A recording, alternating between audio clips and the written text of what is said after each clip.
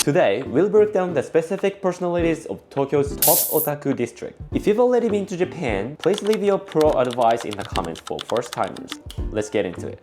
First, 3 Epicenters district overview. Before we talk about specific stores, you need to understand that Tokyo's pop culture scene is split into 3 completely different epicenters, each with its own district personality. First, Akihabara. This is the undisputed absolute holy grail of hobby gear, figures, and retro gaming. Because the concentration of shops here is so high, the price competition is fierce. If you're willing to dig through the shelf, this is where you will find the absolute big deals and rarest figures on earth. Second, Ikebukuro. While Akihabara historically leans towards a male demographic, Ikebukuro is the global capital for female-centric anime culture. Voice actor merch and cosplay, it is a completely unique. Third, Nakano Broadway. Think of this as a gritty, indoor, cyberpunk time machine. While Akihabara focuses on modern and current trends, Nakano Broadway specializes in 80s and 90s vintage toys, ultra-rare retro trading cards, rare manga, and luxury vintage watches. It is a deep indoor maze for seasoned collectors looking for pieces of history.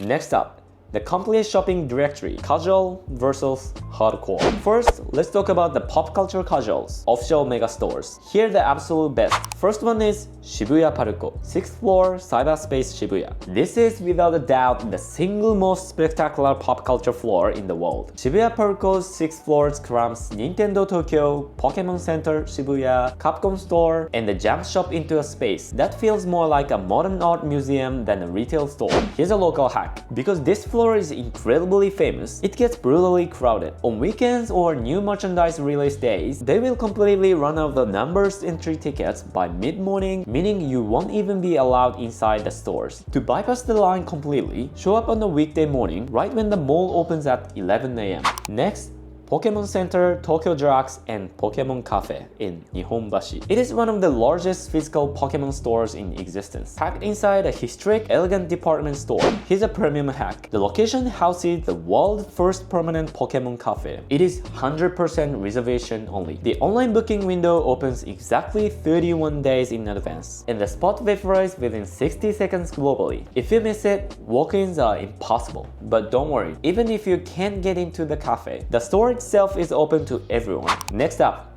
Gashapon Bandai official shop and Gachapon no Mori. For 300 to 500 yen, which is about 2 to 3 US dollars, you can get 100% officially licensed, hyper-detailed miniatures of everything from classic anime characters to real-life Japanese payphones, miniature Yoshinoya beef bowls, and scaled-down Shinkansen bullet train seats. On the final days of your trip, if your wallet is heavy and annoying because of leftover 100 yen coins, bring them here.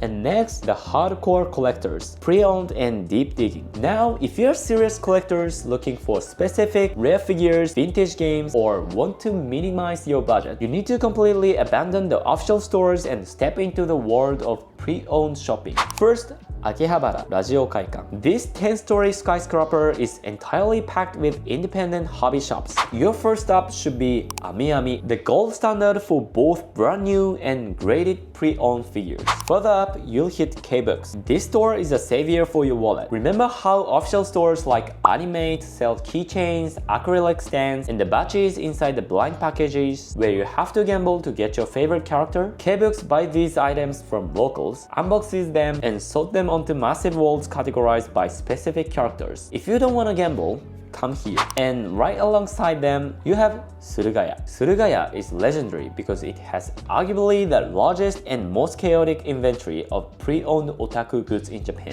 Here's the core advantage. While AmiAmi is great for high-end figures and K-Books is great for character badges, Surugaya is the ultimate everything store. If you have a highly specific niche pieces of merchandise you've been hunting for online for years, Surugaya is the place where you will finally find it, and the prices on older items are incredibly tough to beat. Next, Mandarake. It isn't just a retail store, it is a living museum of pop culture history. The internet is filled with cheap, counterfeit figures. Mandarake's professional appraisers are the strictest in the world. A fake item will almost never pass their inspection. Next up, Trader. While Radio Kaikan is heavily targeted by tourists, local Japanese collectors sneak away to Trader. Their pricing is often the most competitive in Akihabara. Here's a loose figure hack. If you want maximum value, head straight for their loose no-box section. Japanese collectors treat their items like holy relics, so even if a figure is labeled as used or jank by local standards, it is usually in mint condition.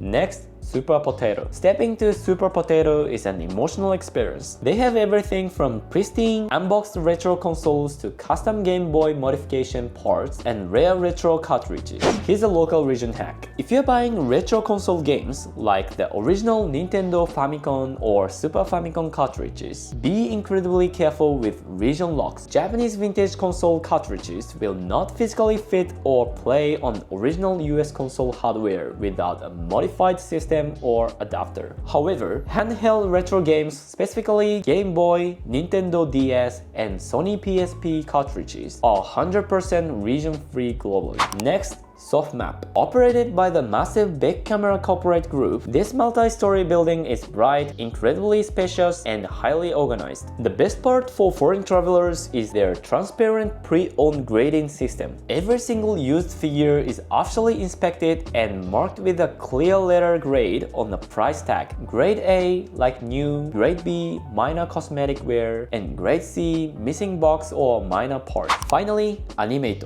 Unlike the previous stores, this is the absolute fortress for modern anime goods, manga, official character apparel, and acrylic stands for whatever is currently airing on Japanese TV right now. The newly renovated Ikebukuro flagship store is officially the largest anime shop in the world. The entire multi-story building is an otaku fortress. Next, the perfect one-day Akihabara itinerary. If you want to tackle Akihabara like a professional without wasting your energy walking in circles, follow this exact step-by-step timeline. 10 AM, go to Radio Kaikan, start right when the doors open to check the baseline market prices and snap up character merch before the midday crowds arrive. 11:30, Sofmap. Walk a few blocks down to browse their clear, letter-graded pre-owned figure floors, and head to Trader 2 PM. Head into pre-owned trenches to hunt for massive discounts on loose boxless figures, and then go to Super Potato, take a nostalgic dive into retro game history and grab some region-free Game Boy gems. And next, go to Animate Akihabara, finish your haul by picking up brand new official character goods and souvenirs from current anime releases. And then Gashapon Alley and local izakaya celebration. Empty your remaining 100 yen coins into the capsule machines, grab a cold beer at the local izakaya and celebrate your massive haul. Navigating the otaku capitals of Tokyo can feel like an absolute labyrinth. If you wander around blindly, you will easily miss the best basement pre-owned shops or end up overpaying at highly visible tourist trap. I hope this video will help you out. And if you've been to Tokyo before, what is your ultimate holy grail item that you managed to hunt down? Let me know in the comments. Smash the like button if this helped, subscribe for more honest local hack on YouTube. I'll see you in the next one. Bye.